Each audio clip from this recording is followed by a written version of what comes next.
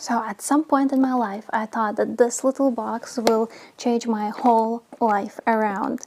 So let's see what's inside. Those are all of the things that I made myself using these little hands, and I made them from polymer clay. I started making things from polymer clay when I was like 12 years old. My name Paikorne comes from these good old days when I made clay jewelry.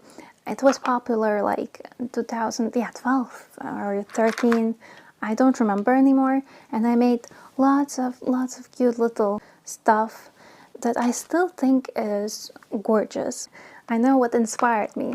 When I was a kid, I really loved these plastic little figurines. And I started out with making kind of these with weird little things. This was like a polymer clay knitting, and I made it like when I was 13. Look at this, it's a hamburger. I made a hamburger. Then like years later, when I watched a lot of polymer clay tutorials, I made a better burgers. This one is just so cute. This one is caramel, I think. And I learned how to make this glaze. It was so long ago, 10 years ago actually.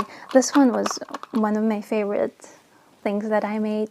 This little cake, and it burned.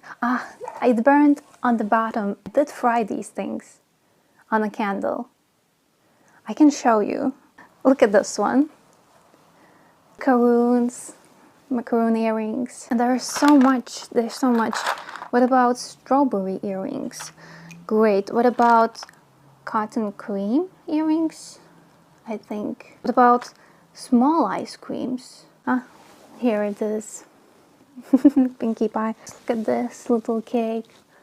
It's so cute. It was my attempt of varnishing these little dudes, the characters I created myself. These were my first attempt. And this is my second attempt. Created like hundreds of these little dudes, and I'm just obsessed. But yeah, they did not take off. The business did not take off.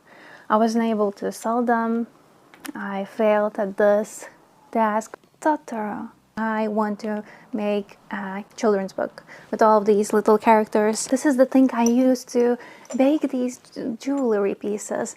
Look, you put your candle right here. So that's why they are almost all burnt on the bottom.